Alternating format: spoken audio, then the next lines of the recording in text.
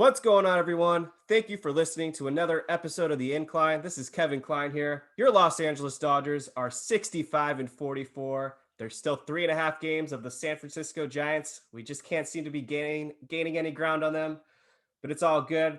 Coming off an awesome win against the Houston Astros last night, splitting that series, but a 7-5 win last night. Max Scherzer making his Dodgers debut.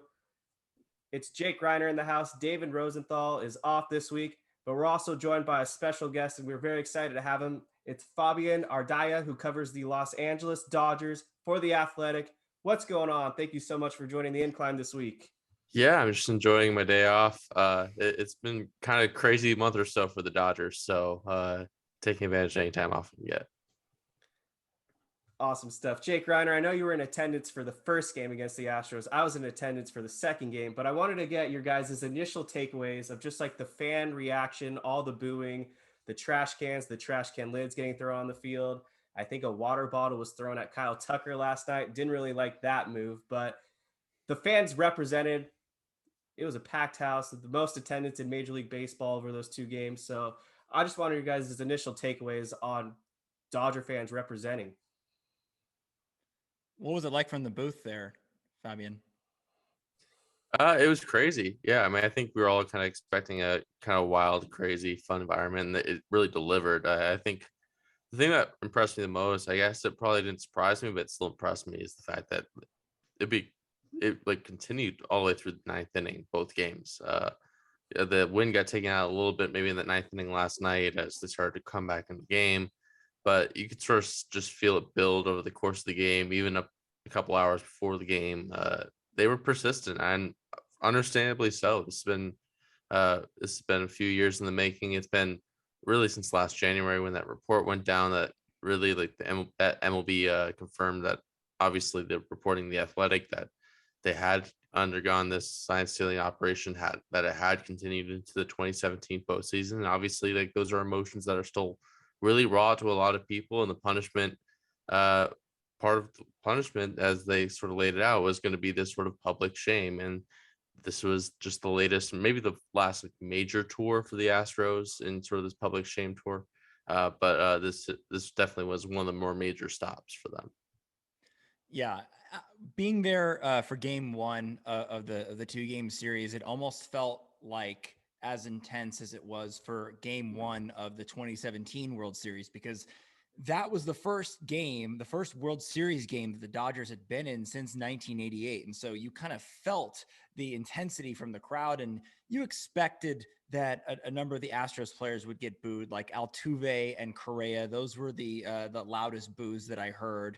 And we saw a number of inflatable trash cans getting thrown on the field. I think I counted about 5 in game one that kind of stopped the action. The thing that I didn't really like so much was that every foul ball that an Astros player hit into the stands was thrown back onto the field, or at least attempted to be thrown back on the field. And what that did, honestly, was I think it threw Walker Buehler maybe out of rhythm a little bit. And on the other side of things, when a Dodgers player would hit a foul ball into the stands, it wasn't like they were throwing those balls back and messing up Lance McCullers' timing. So I think it had the opposite effect of what the fans wanted.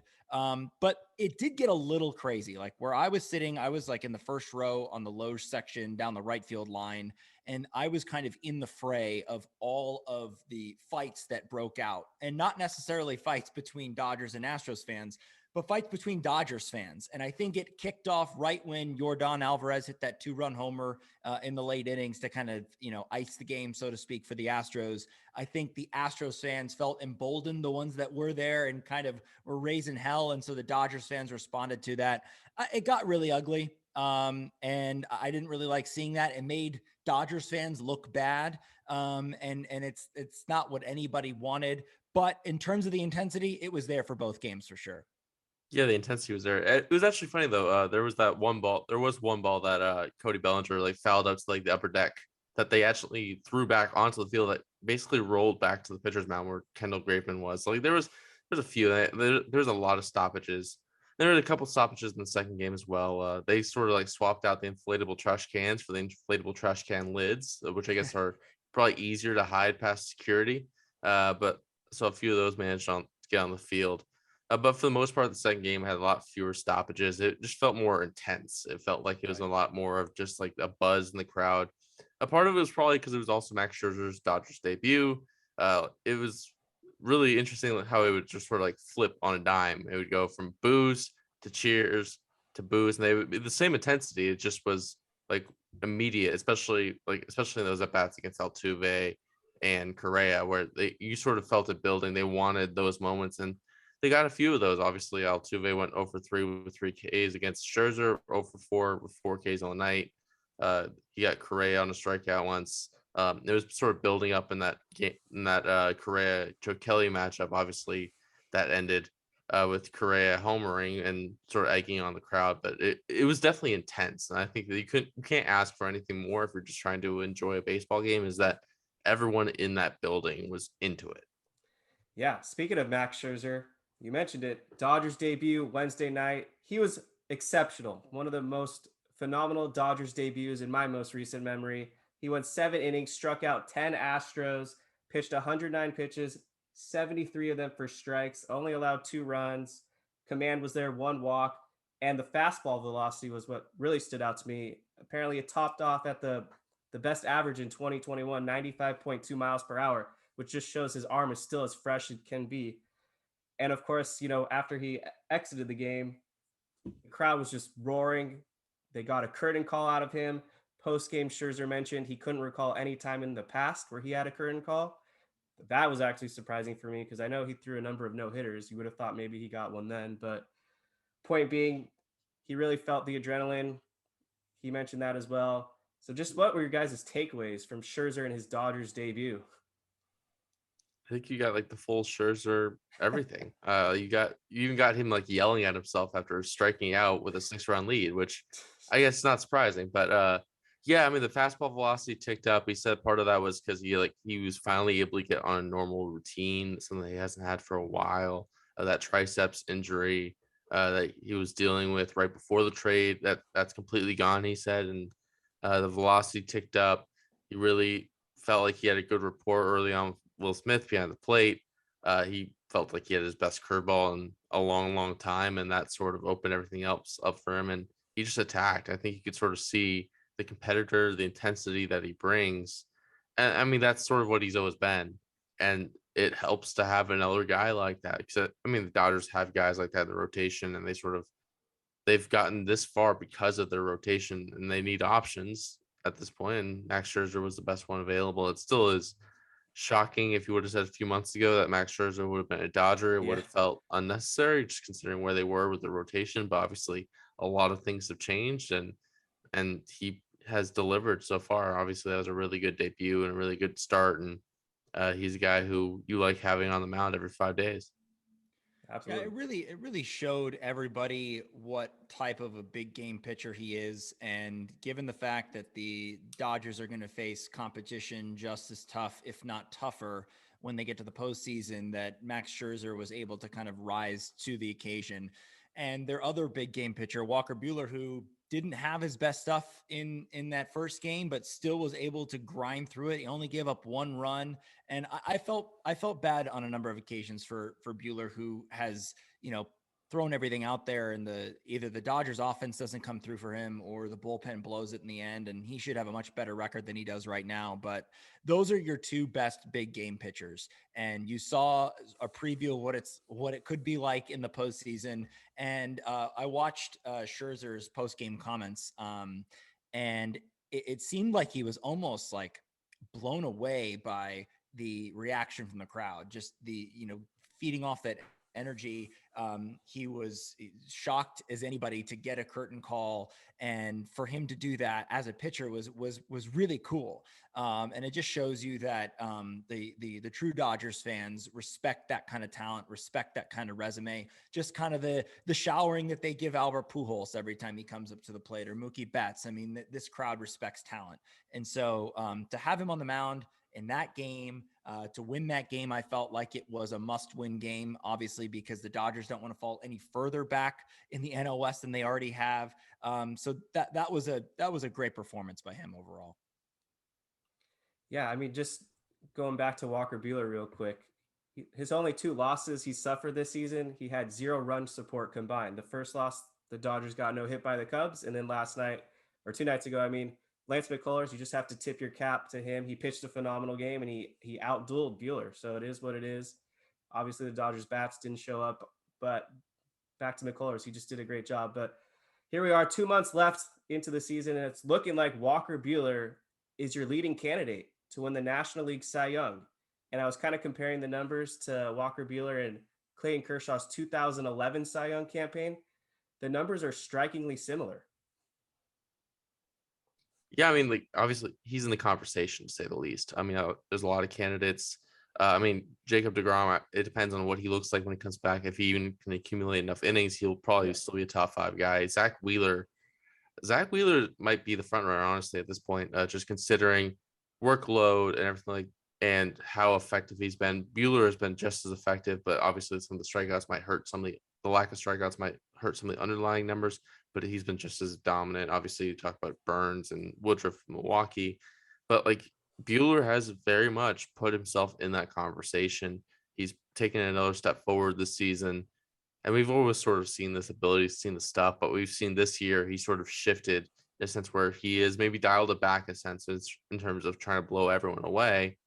And he's gifted enough to have as good as anyone in sport, while also being able to locate.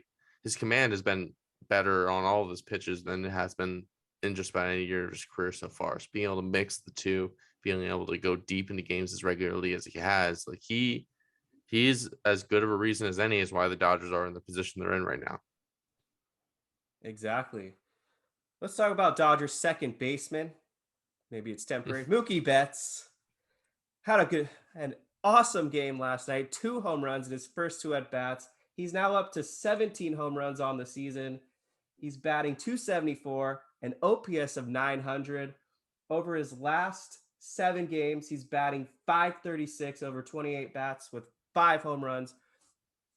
I was never worried about Mookie Betts, but I have to say, Mookie Betts looks like Mookie Betts.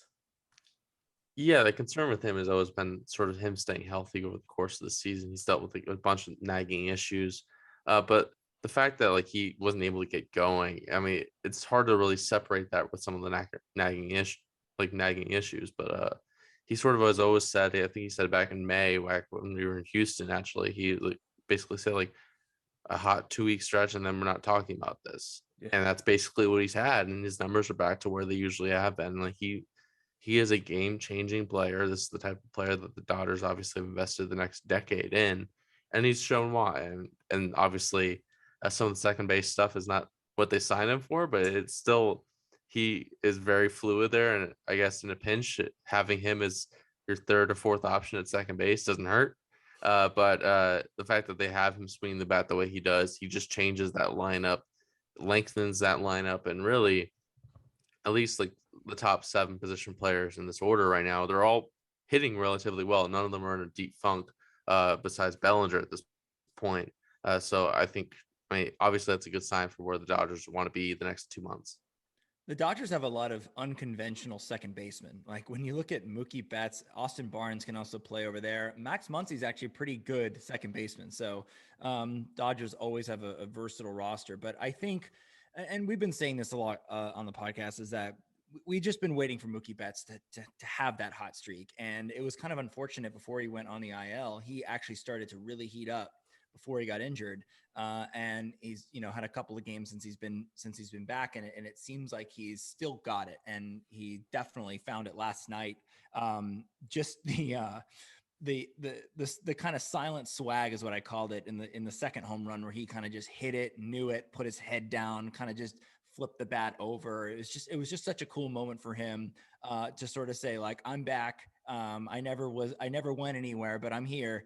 And Mookie is probably his toughest critic. We've seen him even last year, which was an MVP caliber year. He called himself serviceable. So I would hate to find out how he categorizes his performance so far this year. Probably less than serviceable in his eyes, but still, when you compare him to the standards we know Mookie Betts can play at, obviously this would be a career year for a lot of players. So you got to put that all into perspective and into context. And I've always thought that this offense goes the way that Mookie Betts goes. And so if he's able to be that spark at the top of the order, then the rest will fall into place. And the last 2 games, we've really seen, with the exception of Trea Turner, who's coming back hopefully this weekend, we really got to see, the full lineup, the full healthy lineup in there for the last 2 games. And this lineup has not been together for that many games. And so I think fans have got to kind of, let that lineup gel, let them come back. They don't have a lot of time to do it, but if there's any lineup out there in the major leagues that can come together at the drop of a hat, it's this one. Yeah, actually, it's like to that point at Mookie, when we talked to him right before the All-Star break, when he sort of talked about just accepting, like being surprised to be an All-Star, he called his first half bad, like straight up said it was bad, Yeah. but it was an 800 OPS. But yeah, I mean, I think it was up until this week they only had 3 games this season where they had Muncy, Turner, Seager, Betts, Bellinger all in the lineup at once. And then now obviously they've had the last few nights and getting a chance to add Trea Turner into that mix. The fact that you have to worry about how you're going to fit Trea Turner in is sort of demonstrates the position that the Dodgers are in right now. They have to hope that they stay this healthy. They have to hope that with the rotation that some of those options start to like figure themselves out in a sense. Like you have to, I mean, Clayton Kershaw and Tony Gonsolin aren't playing catch right now. You have to figure out where their health is at, figure out how that plays into next month. Obviously, you're looking to September. You're hoping to have those 2 guys back, and then potentially having Hamels in the mix, having Danny Duffy in the mix, and seeing what that looks like. But obviously, you can't bet on everyone staying healthy, but you have to hope and look forward and see that there's still time on the clock for those guys to get ready for September. In the meantime, having your full caliber lineup going when they are, you have to take advantage of those wins while you can.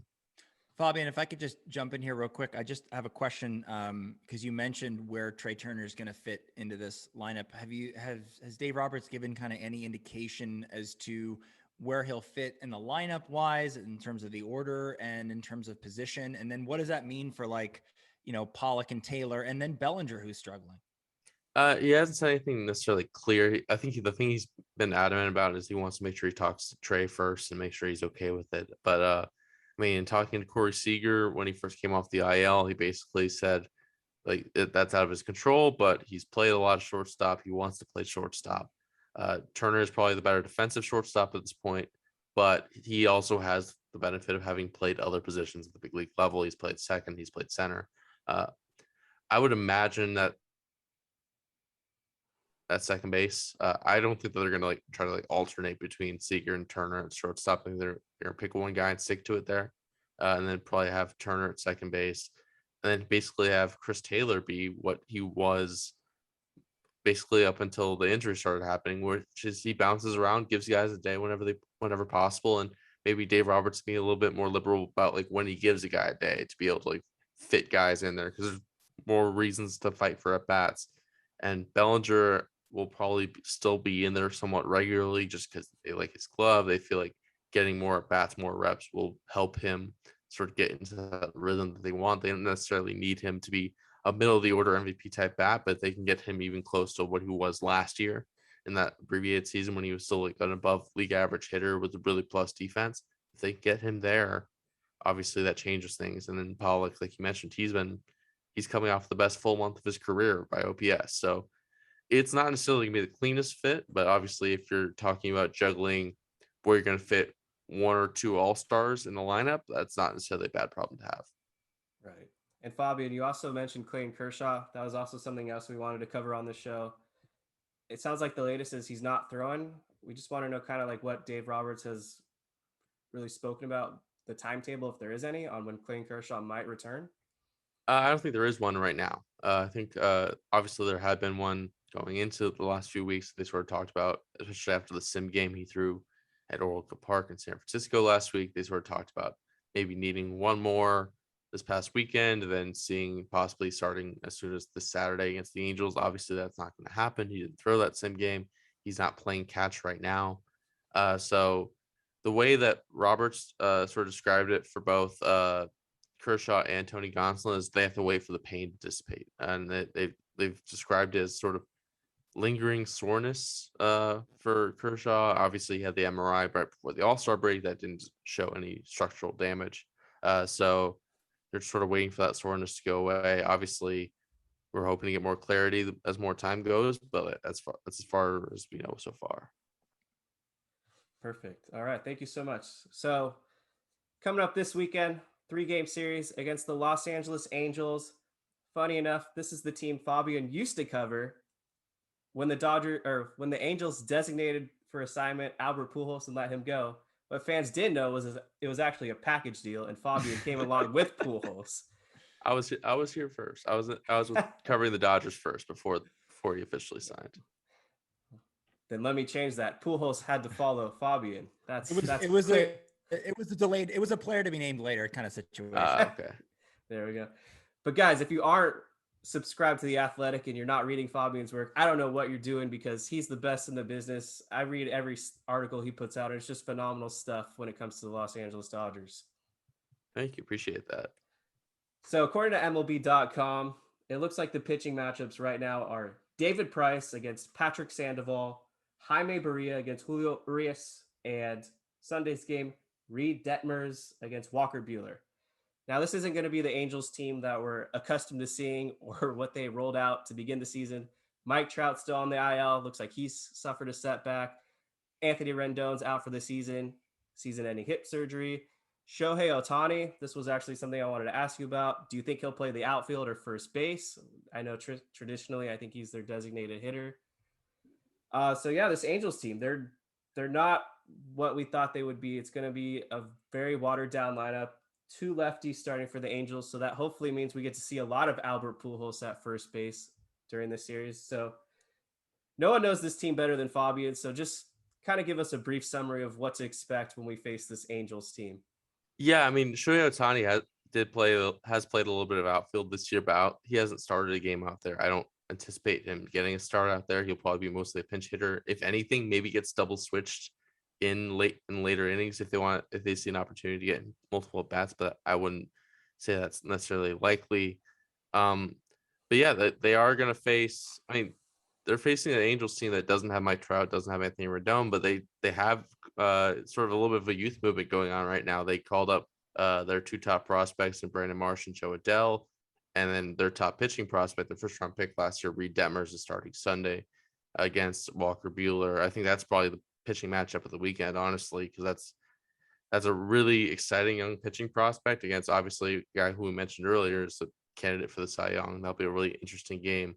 Pujols probably will get at least 1 or 2 starts this weekend, I would imagine, just with how they've used him against lefties. And Sandoval might have a little bit more reverse splits just because he relies very heavily on his changeup. So maybe not that game, maybe not tomorrow night, Friday night, but I would say definitely Sunday against Reed Detmers, he probably would get a start there. But yeah, it'll be an interesting pitching match. It'll be an interesting weekend matchup, to say the least. Obviously, it's not the Angels team that they started the season with, but there's a lot of interesting stuff that they're doing, and they're hanging around 500. So, I mean, they haven't been completely out of it like they have been the last couple of years by this point of the year. So at least it should be a pretty interesting weekend. That's kind of an interesting thing that you mentioned about Shohei Ohtani being used more as a pinch hitter than a guy that's starting in the lineup, and why he kind of had to go to an American League team. I just don't see how it would ever work out on a National League team. I mean, obviously, if he did go to one, he would have to develop, more of his defensive skills either in the outfield or at first base. But when you're talking about the guy who's leading baseball in home runs not being in your lineup, it's a weird thing. And he pitched yesterday, so the only way he really would have gotten some quality at bats is if he was on the mound.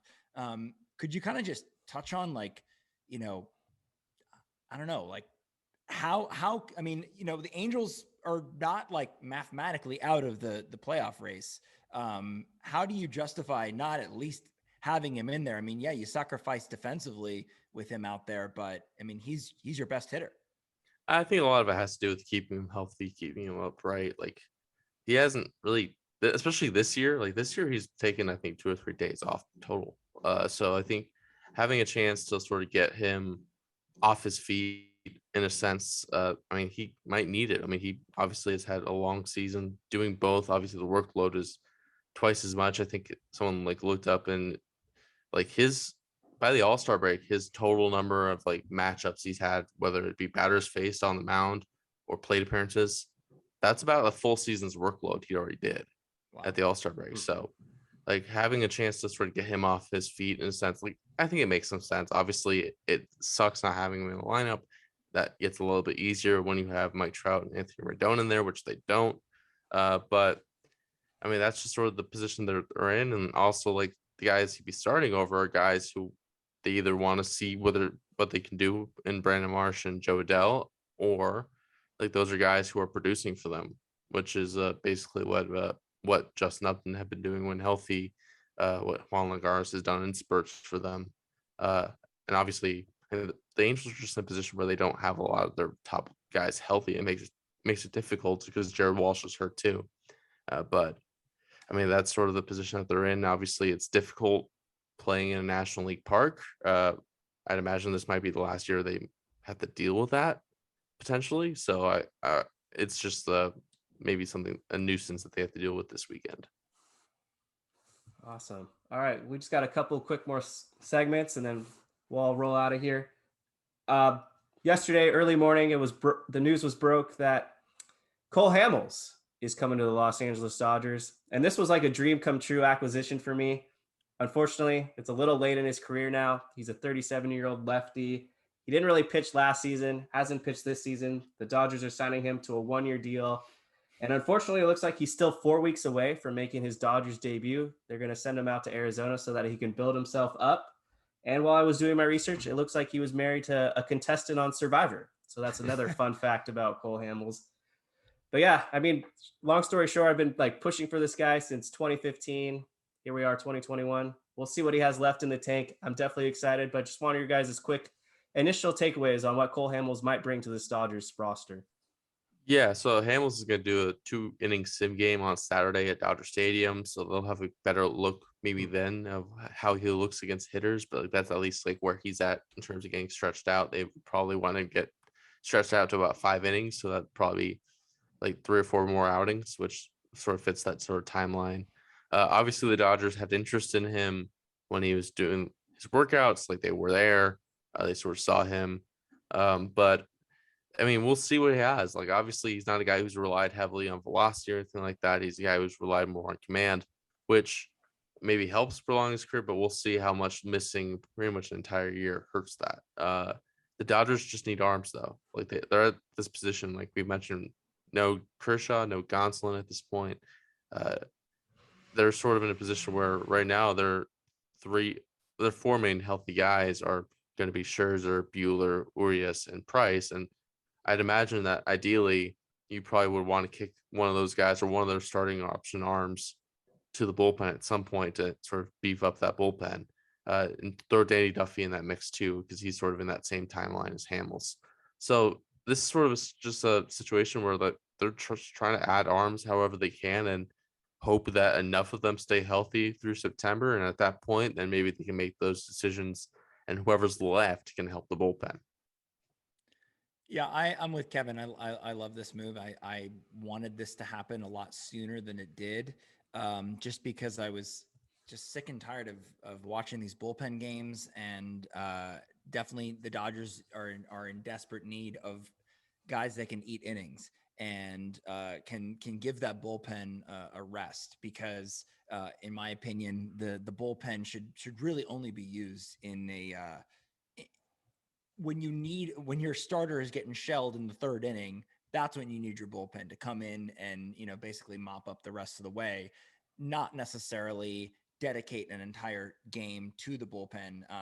The Dodgers have kind of, had to have been forced to doing that a bunch of times this season, way more than I would have liked. And so I was campaigning to get someone like Cole Hamels on the roster. Anybody, any person from AAA that could be a starter to come up and eat some innings. And so I'm really looking forward to seeing what Cole Hamels can bring, what he's got left in the tank. Same with Danny Duffy. I'm just looking for anybody out there that can help save this bullpen, because right now, with the way it is, Jimmy Nelson just went on the IL. Kenley Jansen's not looking sharp. His last few outings have been disasters. Joe Kelly's looking good. Blake Trinan's obviously solid out there. Victor Gonzalez is a shell of himself. And so you've got a lot of issues in that bullpen, and any starter that can come in and essentially relieve the relievers is good for me. Yeah. Well said, Jake. Yeah. The bullpen is definitely fallen apart at the wrong time. You mentioned Jansen's slumping, Victor Gonzalez. I personally think he needs to be demoted to AAA, but obviously that's not my decision. And then Jimmy Sherfy, who made a brief appearance with the Dodgers, he got placed on the 60-day IL, so I don't think we're seeing him back this season. But Jake, I know you had a question for Fabian, so I'll let you do that, and then I'll ask one as well. Yeah, I just what we saw this year for the trade deadline was unbelievable, unlike anything I've ever seen. Just the flurry of moves, the quality of players that were moved, and I'm just curious from a behind the scenes standpoint of what that day was like for you covering the trade deadline, and then also with the caveat of covering a trade deadline with the Dodgers. Yeah, I mean, it's different. The last few years, like whenever I covered trade deadlines, like the Angels weren't necessarily buyers.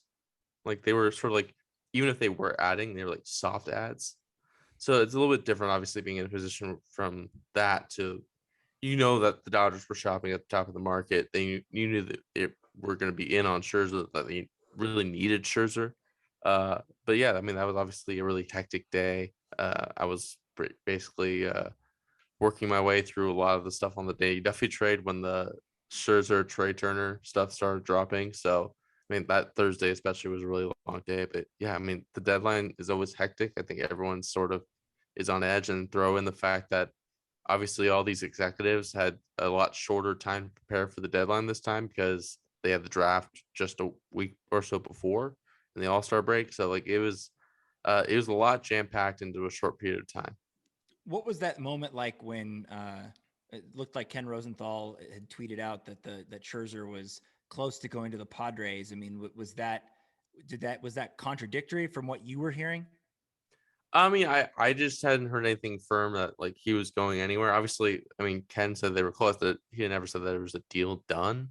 So I think, I mean, obviously, like you're sort of looking at that perspective, like, all right, if this winds up going through, you're sort of shifting more towards like, all right, if this doesn't go through, what are the Dodgers looking for? Are they going to add Jose Barrios? What was it going to look like for the rest of the deadline? Because you knew they had to add something other than just Danny Duffy, who obviously performed pretty well in a small sample with the Royals this year. Obviously has a long track record, obviously being an effective pitcher, but obviously was hurt.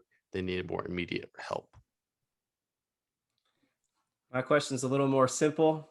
Just growing up, what was one baseball player that you idolized? If there's more than one, you can name a few. I mean, my favorite guy growing up, actually, because my brother grew up in St. Louis, and he's part of the reason why I really got into sports, really got into baseball.